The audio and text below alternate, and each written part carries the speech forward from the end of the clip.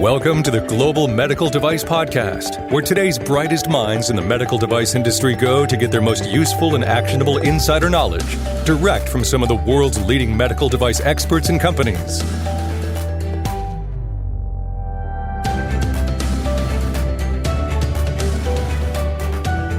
All right, we've talked about machine learning and artificial intelligence before on the Global Medical Device Podcast, and this episode is about that as well. But it's with a different twist. We pull in this concept and talk about machine learning assurance. And we've got a couple experts on this episode of the Global Medical Device Podcast. So please enjoy. Hello, and welcome to the Global Medical Device Podcast. This is your host, founder, and VP of Quality and Regulatory at Greenlight Guru, John Speer. I'm pretty excited about this one. I've had a chance to talk to two guests, a little bit unusual on the Global Medical Device Podcast, but two, I think, experts in their own fields. And, we all got connected. So let me introduce, I guess, the folks, and then we'll just dive into the topic. So joining me is Devon Campbell. Devon is the founder of Prodct LLC. So Devon has been a guest before, but Devon, welcome back. Yeah, great. Happy to be here. Thanks. Yeah, absolutely. And first time Global Medical Device Podcast guest, and probably not the last, is Anthony Habayeb. And Anthony is with Monitaur.ai. So Anthony, welcome. Good to be here, John. Thanks. And the topic that I thought we could dive into a little bit today is this whole topic of AI. I think it's kind of a big deal. People are trying to figure it out. And the reason it's intriguing to me is we got some folks from the inside, if you will, the medical device industry, looking at the ways AI and machine learning can potentially be leveraged. But Anthony, you're I'll say looking at it from the outside in. So it might be a good place to start for you to give a little bit of background about you and Monitaur and how you even ventured on this path of exploring AI and machine learning in med device applications. Yeah, absolutely. I feel like an outsider, so it's nice to be doing this with you guys. I have been this disruptor across industries through my career, started in strategic consulting. In somewhere around 2017, really found an interest in the potential AI has to really transform a lot of industries and the great impact it can have on our lives. And so I started doing a bunch of digging into what's the reality of AI adoption across major industries. What is AI? Because that word is sometimes almost annoying. It's used so much. But as I dug over a couple of years, got to an interesting specific problem that we founded Monitaur to solve, which is there's friction and challenge with large companies, and in particular, regulated companies. Of course, med device companies fall into that category. There's a real challenge implementing machine learning models that fundamentally will do unexpected things, and you're trying to bring them into an industry that expects everything to be controlled and predictable. And I was really intrigued by that great opportunity for our healthcare system to be improved by machine learning, discover cures, treat patients better, find new drugs and drug applications. All of those are incredibly exciting, but they're trying to enter industries that are heavily regulated and have a history of risk aversion. And that is this thing that I founded Monitaur to attack, was what could we bring to the market that would help alleviate some of that friction and really help cause adoption and deployment of a technology that I think we all are excited it can do great things, but before it really has the impact it can have, we need to find a way to put some sort of controls around these systems to make us all comfortable and confident that there's good safety when they're being used on people. Yeah, that's a really good point. And probably a good place to start before we dive too deep. I think it seems like every time I see a commercial on TV, I think laundry detergent now has AI. It seems like it's so. I guess the popular thing to say about your products these days. But I think sometimes a topic that gets a little bit confusing is AI versus machine learning. And I guess I'll open it up to either of you. So that might be a good place to try to get a common understanding of what we're going to be talking a little bit about today. Yeah, absolutely. I wish I had Common on who explains it for Microsoft, right? I think so AI is overplayed, and what is generalized artificial intelligence? This is Skynet. These are independent robots thinking, acting like humans completely autonomously. We're nowhere near that. But there's a practice within the category of AI, machine learning, which has been around for quite some time. but because of advances in software and hardware that enable significantly faster computing and computation and algorithms, fundamentally, algorithms and software, taking information in and reaching conclusions based on certain training and development practices. That's machine learning. Machine learning is really the category within AI. That is the thing that companies have been and are now really accelerating their use of.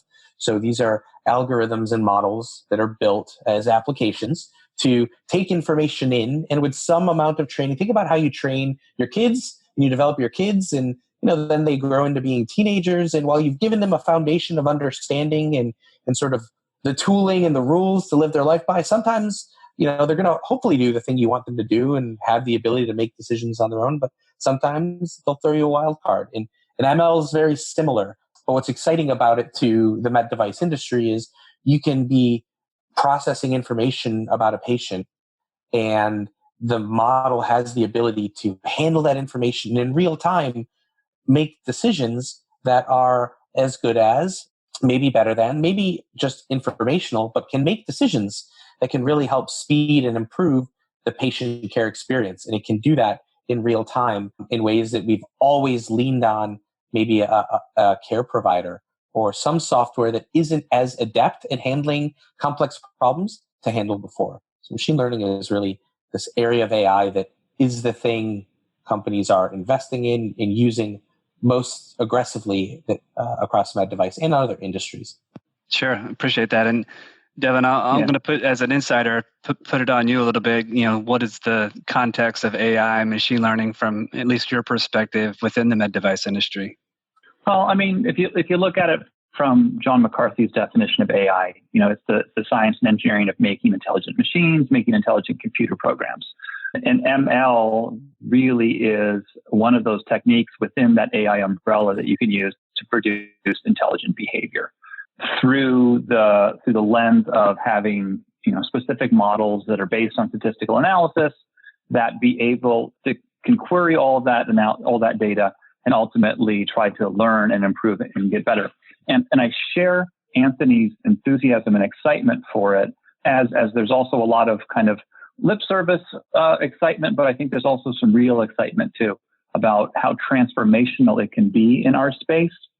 It gives us a new tool and an ability for us to try to produce better, smarter, faster medical devices, and especially in the SAM-MD space or the SAMD space. So I think it's really exciting, but it's also, it feels Wild West sometimes to a lot of folks within, our industry, especially folks that are, here for a long time and are really used to the command and control and locked algorithm approach that we have embraced and have been taught to embrace through quality systems and through our regulators, to really adopt this version of the world where everything is so well controlled and meticulously reviewed, and all benefits and risks are identified before you implement some new change. Whereas that's in kind of stark contrast to the benefit and the value that ML can bring in our space with this idea of being able to learn as we're going and improving rapidly these models and the algorithms behind the decisions that are being made. It's just really interesting balance between those two things that, the whole industry, including the FDA and regulators in Europe, are trying to get their arms around to understand how can we adopt this new future that we're moving toward, because clearly it has benefits. But how do we also, at the same time, ensure that the safety and effectiveness of whatever tool is using that, whether it's just software or a full medical device, isn't impacted in a deleterious way, right? We want to make sure that it's continuously safe for patients ultimately. Yeah, for sure. It's a really good point. So I recently was reading about this term, and it was a little bit of a head scratcher to me, but I'm guessing between the two of you, you'll be able to provide a lot of clarity on. And that term is machine learning assurance. Maybe take a moment to elaborate what that is, and I mean, how is that connected to the overall AI machine learning topic in general? Yeah, you asked me earlier about our journey. So, I'm this entrepreneur and sort of disruptor through my career, but my partner, Andrew, he's a guy who started his career as an auditor, then became a data scientist, and started building models to do different tasks. And as an auditor, said, why isn't anybody wondering if my model that I just built to do this task is working correctly? Like, that seems like a miss. You can't just assume this is right. And this is in 2016, started searching for, is there any guidance out there on how you should perform audits of machine learning models? And there was nothing. And so Andrew's journey started down a path of, we think of ways to do this as an auditor. He's one of the chief authors of a bunch of guidance out there and a reviewer of guidance, in the US and the UK on the topic of how do you build audit and assurance of model-based decisions? Because before you had machine learning really being used, companies had spans of control in lines of defense where, there's a first, second, third line type structure that thinks about how do you keep reasonable oversight and how do you create assurances, which is really the enablement of trust in a system and trust in a process. How do you create those things around machine learning? And the idea of machine learning assurance goes from a first step, which is, does a business understand what it is I'm trying to achieve here? What are the opportunities? What are the risks? Sort of framing what it is you'd like to do with a model, and goes all the way through the research and development and the testing and the deployment, and then ends at a place where you're monitoring and managing this thing in the wild to be confident that it is doing what it was that you had hoped it would do, and managing for the risks that you were aware of when you started, which is not so dissimilar from what I understand, and you guys could tell me or validate, but it's not so dissimilar to how we think about, quality management and the process of working through quality management and using a QMS. ML has a similar sort of path that you need to think about building assurance and quality control around that application, but it's nuanced enough because of some of the things, Devon said, and its unexpected outcomes potentially.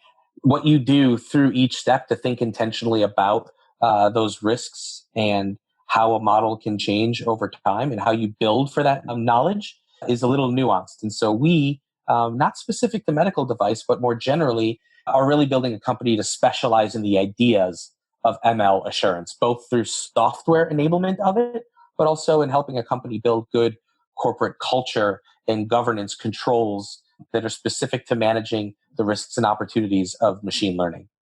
Yeah, interesting. And Devon, Anthony sort of hinted at, and I'll let you dive into sort of a comparison and contrasting the machine learning assurance versus, I'll say classic QMS or quality management and control. Right. I mean, it lines up at a higher level when you're looking at this whole command and control piece, but really part of what you're trying to do there is make sure that you're not having, defects escape into the wild, so that you go through this very rigorous, these processes in your quality system to make sure that, changes you've made to your software, changes you've made to your device don't end up, hurting someone later, right? So it's a lot of benefit risk analysis. And to be able to feel this sense of confidence, just like if you were manufacturing a piece of hardware, right, for a medical device, you're going to go through quality control checks as you're manufacturing it. And then before you release that out into the world and you have somebody start using it, it's going to go through final acceptance testing and everything else that you need to do, within your manufacturing facility to know that you're putting out a consistently good product. And when it's used in the hands of somebody else, that it is performing the way that it's intended to. And when you look at it from an ML perspective, it's kind of like it's out in the wild and being manufactured in real time, if you want to think of it that way, right?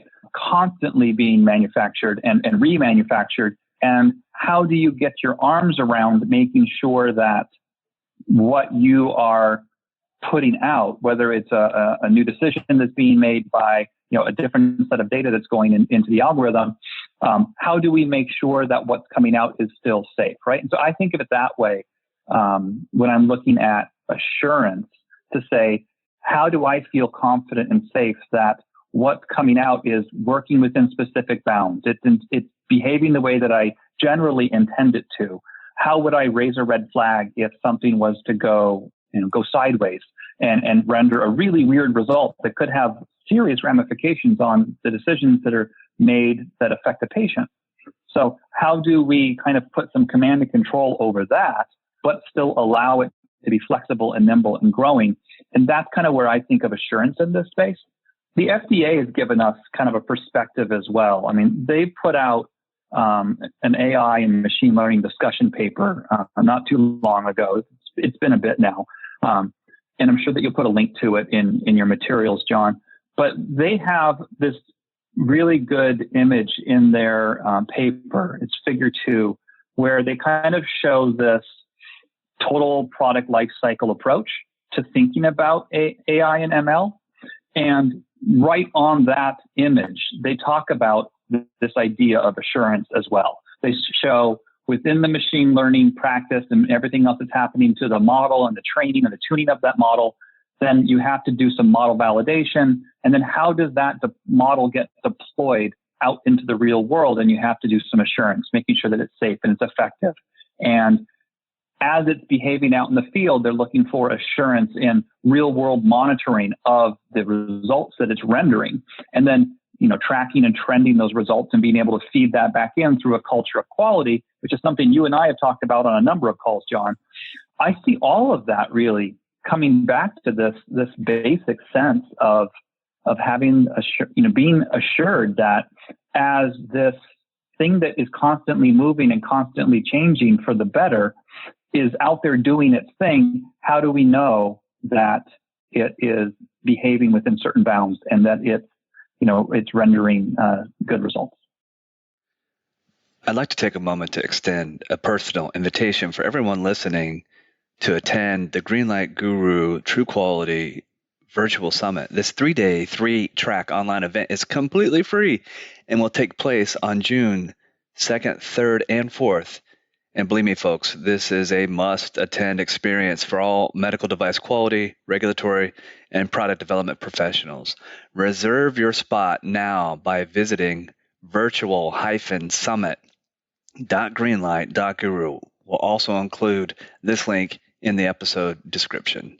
During the Greenlight Guru True Quality Virtual Summit, we'll stream directly to your desktop from the comfort of your own home with over 30 of the industry's top experts presenting a unique, personalized experience for attendees to learn actionable tips, trends, and best practices for streamlining development of innovative devices, staying ahead of regulatory changes, and achieving true quality for your medical devices and businesses. So before we resume this episode, head on over to virtual-summit.greenlight.guru to reserve your free all-access pass now. Yeah, and that's thank you, Devon. I think that really both of you actually helped connect a lot of dots for me, because I think a lot of times when I guess I've thought about or talked with folks about AI, machine learning applications within the med device industry, it's almost a very product centric point of view. Like my product has to have machine learning, or my product has to have AI. And sure, it could be that, but there's a lot of other things that we could leverage. This machine learning assurance framework for. I was just thinking during design and development. I mean, I recall a time past when I was developing different catheter devices, and we had these crazy models that we were trying to build from a benchtop testing perspective.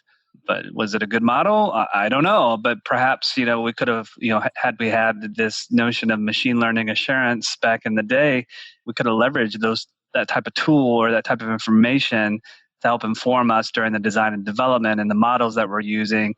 And then, essentially, I'll use the word validate. I'll put quotes around it just in case, but validate it with real world evidence once, the product got out in the wild, so to speak. So am I thinking about it the right way? Yeah. Let me take a quick stab at that, Anthony, and then let you jump in on top of that. I think you are, John. One piece I think that's important to remember is that, in order for these to work, you have to have data to train it on, right? Yeah. It's not just like magic and then suddenly it's getting better. So the more that we're using it, the more we're contributing data to train the models with, the better. So I think it's an important piece for us to keep in mind with it. So it could be a useful tool during development for sure. I don't feel, but I invite Anthony to challenge me, that it would necessarily be answering the question, is my model the right model? But Gotcha. what it can do as you're feeding data to it, and as you're exercising this model, and if you're watching it really closely and monitoring, all the results that it's rendering and what were the inputs and what were the outputs, this whole idea of assurance, that can help you raise red flags during development to say, whoa, wait a second. We got a sideways result here that we were not expecting, and it allows, the computational scientists to be able to go back through and say, okay, what was going on? What was the inputs and the outputs that kind of caused the model to give us this really random result so that we can improve the algorithm and make it better? I see that being an opportunity in development, but especially being an opportunity in post-market surveillance type activities to be able to say, okay, something just went sideways. There's a way for us to kind of capture that and hold it back so that we're not providing some weird information, and then allow us to open up a CAPA or something like that to be able to dive really deep in and understand why did that happen. Anthony, you want to jump on?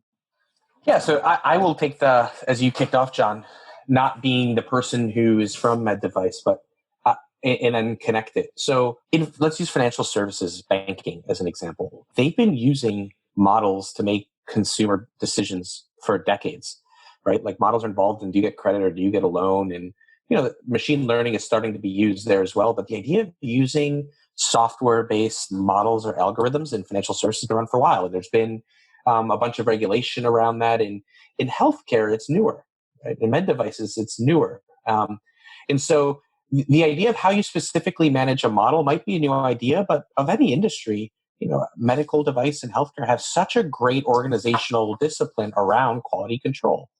And, when you look at the FDA's guidance, and, we even had a separate conversation with them specifically about Monitaur and these ideas of control and creating, as the guy who runs digital health, Bakul Patel, explains, reasonable assurances of safety and effectiveness. Like within a med device company, how do you make sure that your entire organization has this culture of quality control, right? And part of that is people being educated on what is an ML model and understanding what it can and cannot do, right? And what data you have that you can and cannot use to train a model.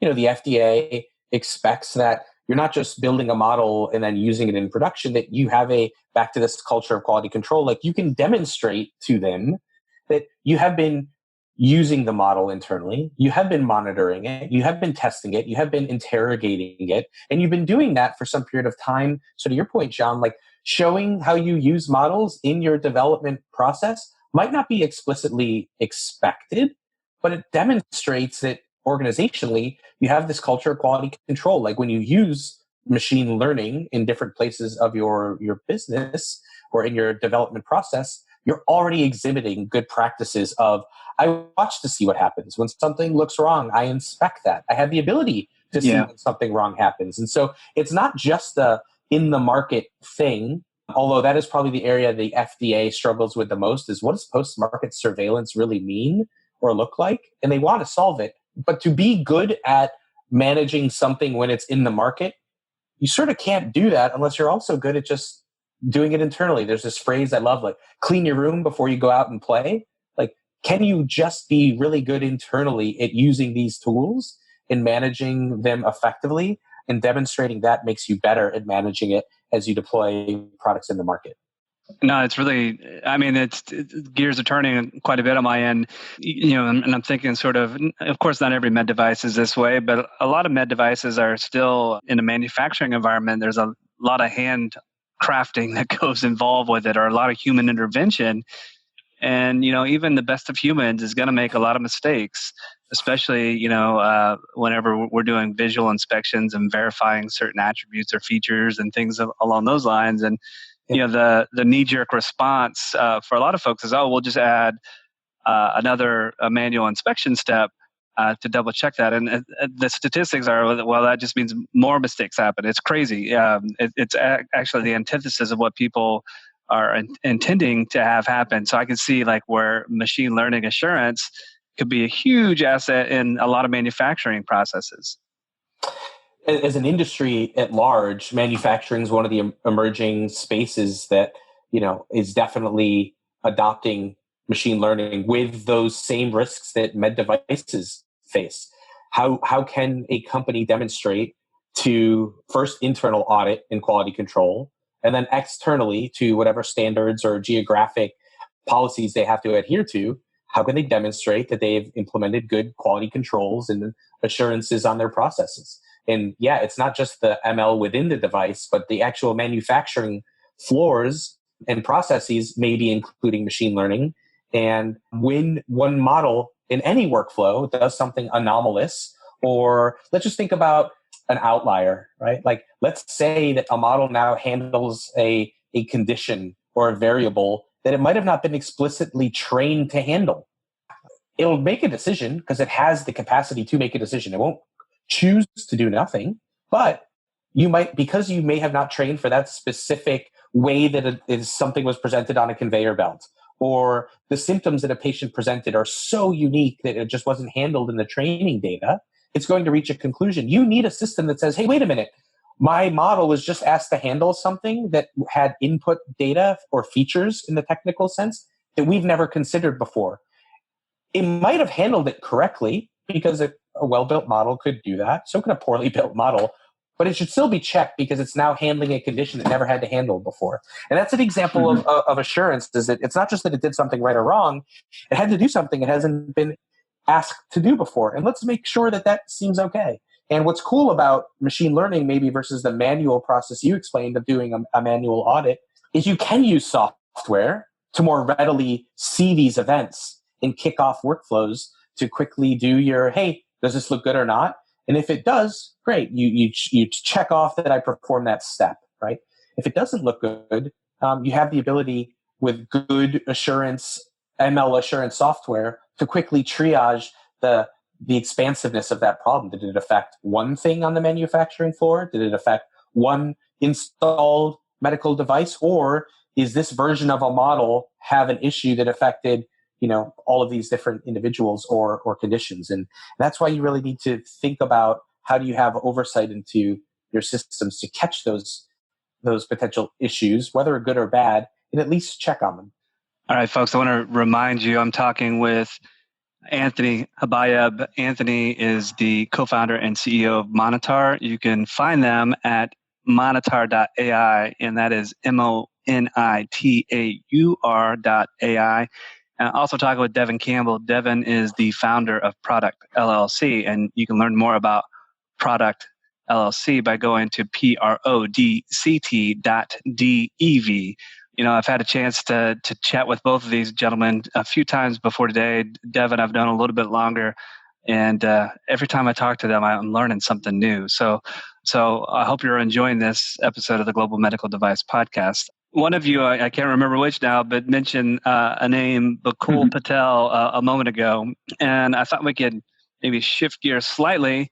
Bakul Patel is the FDA head of the digital health program, and I know he's from a regulatory perspective, he's probably represents the head of the thought leadership, especially as it relates to AI and machine learning and potential applications within the medical device industry. Anthony, I think you recently participated in some conversations with Bakul and a few other folks at FDA. Do you mind sharing a little bit about how that conversation went? Yeah, sure. I think that in general, the FDA is working really hard to create safety around artificial intelligence because, like so many people, they believe there's great potential for machine learning and artificial intelligence to improve healthcare. And they have the hard job of balancing something we've been talking about, which is how do you create safety and sort of effective oversight of a system that can do unexpected things. And so I think it was in March, they hosted a public workshop on the topic of the use of AI in radiology that brought together the FDA team, brought together radiology and med device manufacturing companies, that also brought the hospitals or the care providers, the practitioners, the doctors. And together, everyone was talking about what are the challenges and opportunities in creating safety and a good framework around AI. And as Devon alluded to earlier, Matt Diamond and some folks from the FDA put out a paper underneath SAMD which was talking about when you're using machine learning as the software in a medical device, what is the current thinking the FDA has? So we had this meeting because after the workshop, talking to a few folks, it was really clear that what Monitaur is building, this idea of enabling assurance and creating good monitoring and authoritative sources of what machine learning models are doing or have done, things that enable oversight, enable quality control, enable inspections if they're needed, things that enable approvals of devices. Monitaur checked a lot of boxes within their SAMD guidance. Specifically, there's this idea to have good machine learning practices. John, you mentioned earlier, like the total product lifecycle, like in EU and in MDR, they have this TP. Oh, geez, I always mess up the acronym. TPLC? Yeah, you got it. Total product lifecycle. Yeah, you got it. Yeah. So the FDA has said, like, we think the EU's MDR stuff, this is in their workshop, is some good guidance because things will happen. So our job is to get to a place where there are reasonable assurances of safety and effectiveness. And so they put out this framework, figure 2, that was mentioned. And we had a meeting that specifically said, how could Monitaur help this framework of machine learning being used in medical devices and also in diagnostics, and there's pharma. It's a general application. And our conversation was great because it is clear to me that the entire FDA team, hats off to all of them, by the way, dealing with the COVID-19 stuff right now. They're so at capacity in trying to push things through. But we had a great conversation around, very transparently, they are trying to find more effective ways to get comfortable that they see how a company is showing good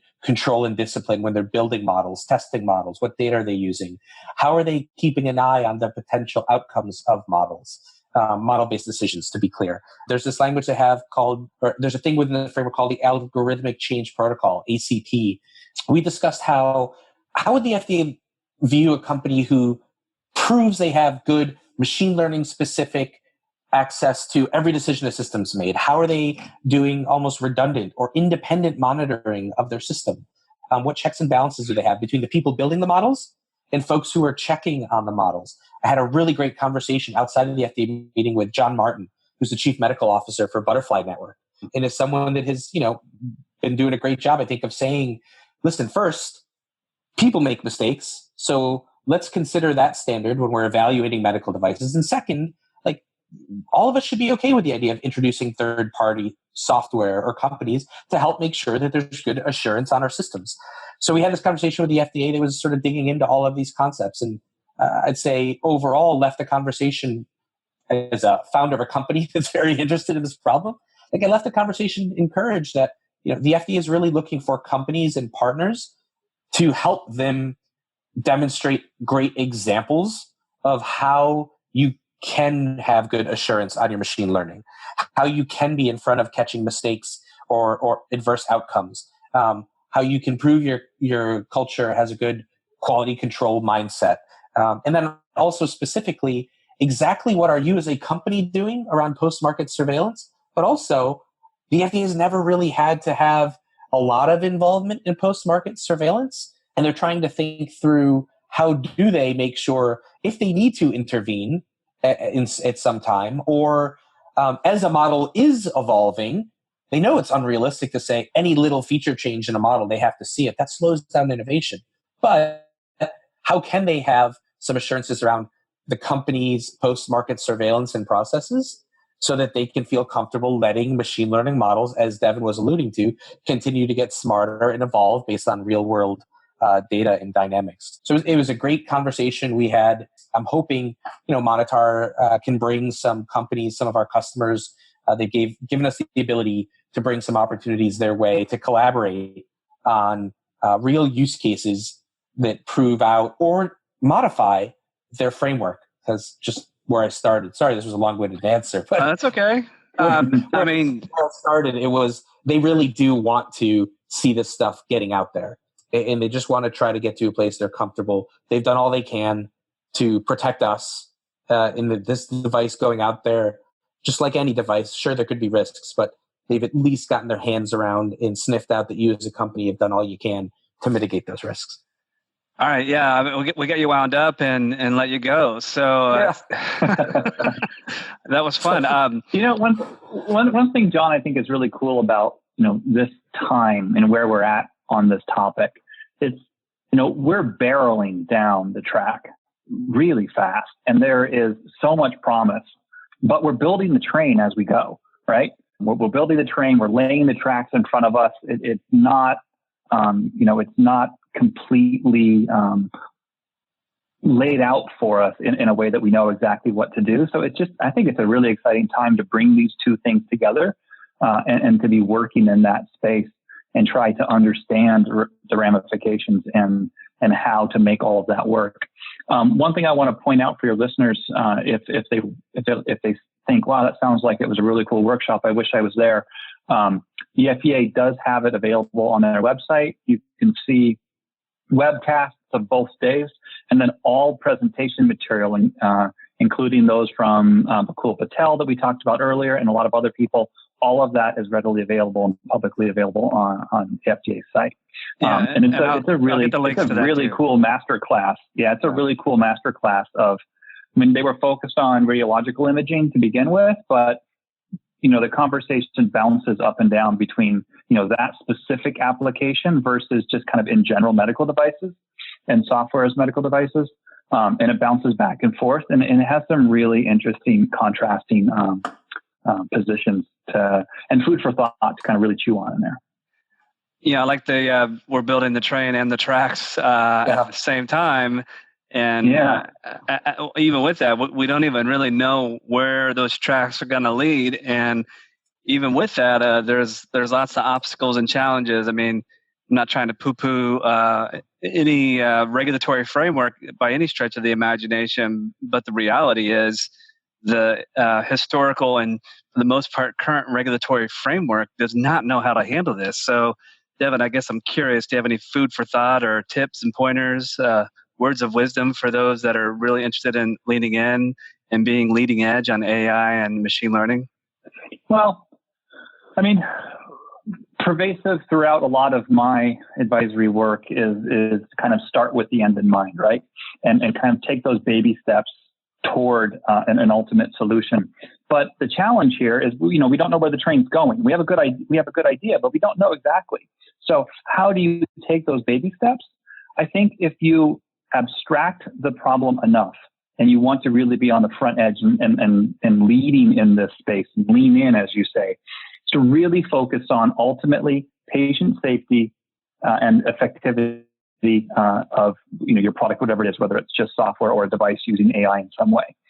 To really lean into that and think through, am I doing what I need to do? Can I feel confident in the decisions that are being made and in how the model is evolving? And how do I have mechanisms in place to be able to keep track of things and feel like I've got a good hold on it? You're doing the right things, right? It kind of comes back to that whole cultural quality piece, right? That are we doing the right things for patients, and are we doing the right things for caregivers to give them the information they need to make timely decisions and make accurate, correct decisions? And whether the regulations are there yet or not, ultimately, what are they there for? They're there to make sure that we're making consistent product and we're making good quality product or good quality decision rendering, if it's from an algorithm, that are safe and effective for patients. So if you really want to lean in on this space and be kind of help join this fight and be leading in the thought leadership of it, I say focus on those and start building those tracks toward ultimately that goal and making sure that it meets those needs. Yeah, I appreciate that. And if folks, I want to get a shout out to both of our guests today. So Devon Campbell, I've known him now for a couple of years. And one of the things that I definitely know about Devon is he's a push the envelope kind of guy, do what's best and what's right for patients, especially when it comes to safety and effectiveness of products. And the good news is he's a wizard when it comes to quality management system and regulatory framework and all that sort of thing. So, he's definitely a guy to have in your corner. And I know he does a lot of work with all sorts of med device companies, a lot of startups, et cetera. So definitely would encourage you to reach out to him. Go to Prodct without the U.dev, and pretty easy to fill out a form. And I'm sure Devon will call you or reach out to you within the next day or two. And then obviously we've been talking with Anthony Habayeb with Monitaur, and it's clear Anthony knows his stuff when it comes to AI and machine learning too. And definitely people that you want in your corner if you want to push the envelope, so to speak. So, gentlemen, before we wrap up this episode of the Global Medical Device Podcast, I guess I'll give you each an opportunity to share some final words or tips or pointers that you want the audience to leave with. Sure. Well, first, John, thank you for putting this podcast and all of your podcasts. As I've been trying to get smart on the industry, this has been a great source of information for me. So thank you for doing this. I'd probably just leave with, Monitaur's specialty and our focus is to be great at creating machine learning assurance. And, surrounding ourselves with folks like you and Devon are a way to do that for medical devices. We'd like to be a partner that can come in and help a medical device company really build good control and all of these things they need to worry about with machine learning. Let us help solve those problems so that the company can continue to focus on the things that they're experts at. And so this is a great chance to talk about some things that we're really interested and passionate about. And thanks for pulling us together to do that. Absolutely. All right, Devon, how about you? I think what's an important piece to kind of keep in mind here, when I first met Anthony, we were both pulled into an AI think tank based that Jennifer Jordan put together, focused on trust and transparency in AI, and like how do we really allow AI and ML to do its thing, but trust it and have some transparency into how did it make its decisions. And I was pulled in to kind of help represent the medical device industry.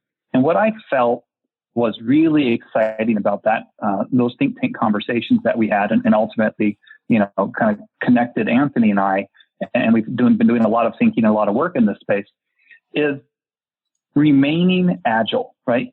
Keeping your mind open, not sticking to necessarily the way we've always done it with these really stiff and structured mental models to look at how do we manage software and how do we manage algorithms.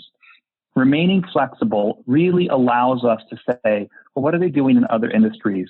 How can we do better in the medical device industry by pulling from some of this and allowing us to, make really good use of it? And there's lots of great examples of companies out there using AI right now and using machine learning to try to produce, amazing products. Those companies are demonstrating this agile mindset, this ability, and this fearlessness to be able to embrace something that is causing friction on the market, really unsure how we're going to do it, but, not letting themselves be held back by the fear of this is how we've always done it, but instead say, let's try to do something a little bit different. And how do we do that while still ensuring that we're delivering quality product to our patients? And I think that if people want to jump on this train while we're building it and laying the track in front of us, participants really have to be of that agile and open-minded perspective. And I think we can do some really cool things together. Yeah, I love that. And folks, jumping on the train now is a good way to be at the forefront of really impacting, I'll say, regulatory policy, because it's clear that although we don't know exactly where the train is going to end up, we have a pretty good idea on its heading and its direction. And AI machine learning is definitely something that will find its way into the medical device industry in a very thoughtful, intentional sort of way. And so if you want to be part of the thought process and the intention of leading it to where it should go, I would encourage you to get on that train. And if you want to know how to do that, these are two gentlemen that I'm sure you can reach out to. Again, Anthony Habayeb with Monitaur and Devon Campbell with Prodct. And I want to thank both of them for taking time out of their busy schedules to participate. And of course, let me wrap things up by reminding you all, Greenlight Guru, we're here to help you as well. Greenlight Guru has built the only medical device quality management system on the market.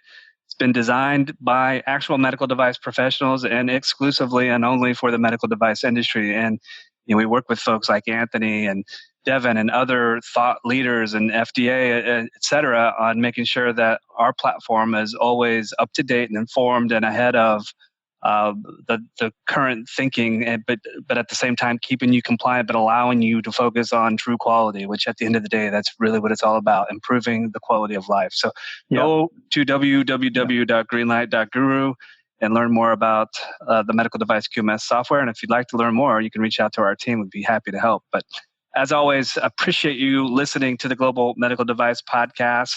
If this is your first time, welcome. There's well over 100 episodes for you to catch up on. Wherever you are hearing this episode, you can find all those other episodes there as well. And again, thank you so much. As always, this is your host, founder, and VP of Quality and Regulatory at Greenlight Guru, John Speer, and you have been listening to the Global Medical Device Podcast.